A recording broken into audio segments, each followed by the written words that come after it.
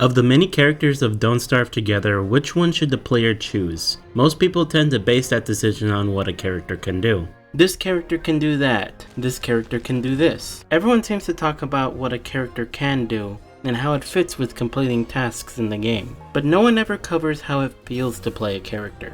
So why don't we do that? I usually play Wendy, and so that shows you which characters I have experience with.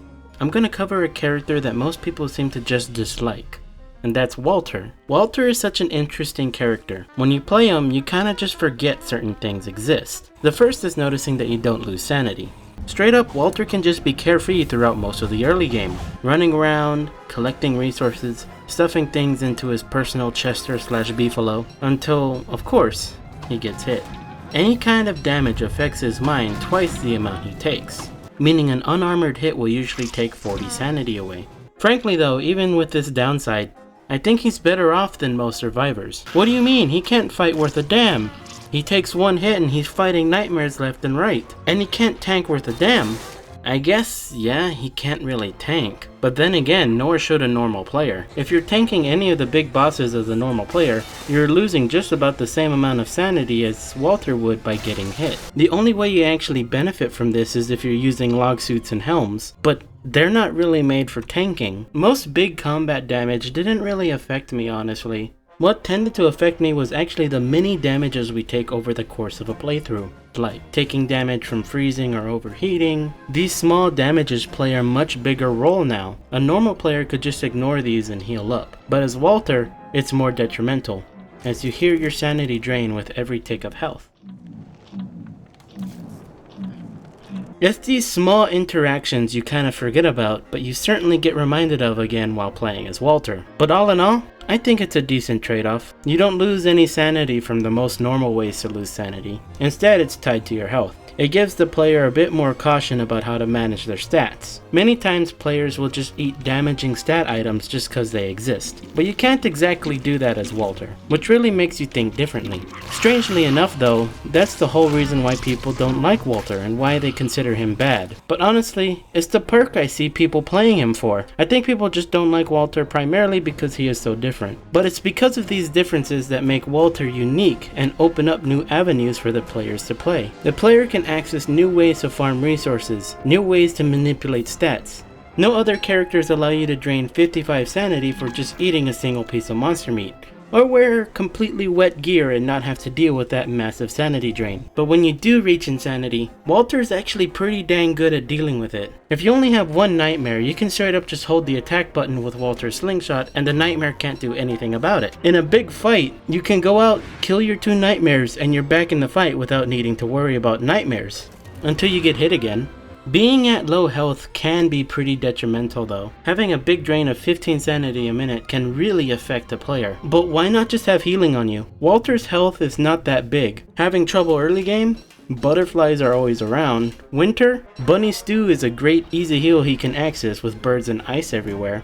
So long as you keep your health topped up, Walter is great. If there's no healing food, his tent roll will save you. All you need is just a science machine to prototype it, and then you have a portable tent. Walter also gets double the return from sleeping, compared to a normal survivor. If you feed a normal person and a Walter a piece of meat, and they went to sleep, the normal player would get 50 HP and 25 sanity, where Walter will get 100 HP and 50 sanity. So all you really need is just food to satisfy all of Walter's needs. Then again, you only really have to deal with sanity when Walter gets hurt. So what if we don't? Walter's combat is certainly unconventional, since his downside discourages standard combat, but it doesn't mean he can't do it. You should not just rely on his slingshot, especially if you're the only one getting aggro. It's slow, and targeting can be a bit hard. The slingshot works best when you're able to take safe shots for extra damage, or if you happen to have followers and other players with you, since the slingshot has lower aggression. I would not recommend using the slingshot while on foot. The player is just too slow to really take advantage of it. But the slingshot does excel in 2 types of creatures, ones that are territorial and ones that have long hit stun. You can get the territorial type just to the edge of their range and they really won't be able to do anything while you shoot at them. Against enemies that have a long hit stun, like Berger, the player can get a lot of damage in before being in any danger of getting hit. Most of his ammo types do the same thing. just an increase in damage. There are a few use cases for specialty rounds though. Poop rounds are very helpful just to have around since you can remove any aggro you don't want. There's even a thing you can do with them against bishops where you can cancel a bishop's attack with poop rounds. Just small interesting things. Ice rounds are great for creatures that have a weakness to freezing, so Clockworks, Ancient Guardian, Magtusk, just to name a few. There's also an interesting thing about ice rounds though that a normal ice staff doesn't have, and that is if it freezes a creature with herd mentality in one shot, any other creatures that would normally attack will not. Slowdown rounds are great for two things: Celestial Champion and Dragonfly. In both of these fights, using a War Saddle is a death sentence. Your Beefalo is just too slow to avoid parts of the fight that require speed, but having slowdown rounds makes it possible to use the War Saddle for the entirety of both of these fights. Now that ties us to mounts. To maximize Walter, you should totally use a Beefalo. You get the benefits of speed to use the slingshot, plus a decently strong melee attack for when you need to get up close and personal. Plus, any damage you do happen to take does not apply to Walter, instead applies to the Beefalo, meaning for many fights you don't even need to worry about sanity. The only things you got to worry about with a Beefalo is that range attacks, such as Magtusk and Bishops, will still hit Walter, so you should wear armor for those. Elemental damage from Claws and Dragonfly are also small damages you can't avoid and will slowly take your sanity down. If you don't want to use a Beefalo and instead you want to use Wabi and stay fully at range, you can do that. I don't recommend it, but you can. Wabi is actually very interesting in that she only bucks off Walter when she has taken 8 damage within 5 seconds. She does not tank any damage unfortunately, and this damage is applied directly to Walter. However, if you are wearing armor, it greatly increases the amount of damage you can take while on Wabi. You can see normally if I get hit by a spider, Wabi instantly bucks off Walter. But if I'm wearing armor, I can take more hits and stay on Wabi. If you're wearing a marble suit, you can stay on Wabi even when you get hit by something like the Ancient Guardian. Granted, you could only get hit once and the second hit will knock you off, but this is something that can really help players who want to stick with Wabi versus getting a Beefalo.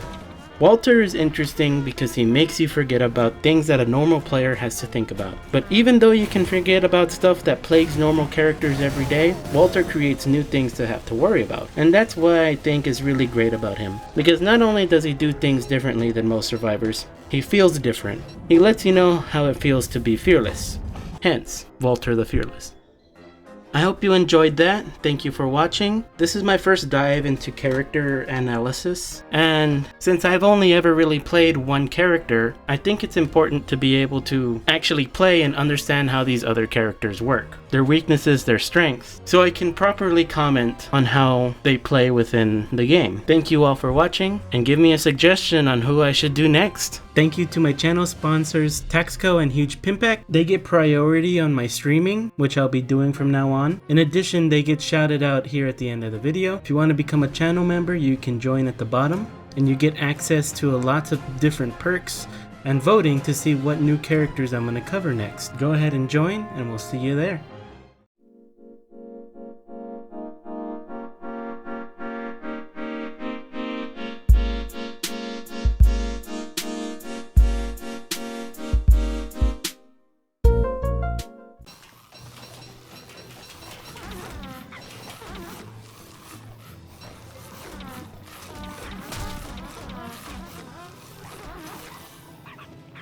Oh, you gotta be kidding me.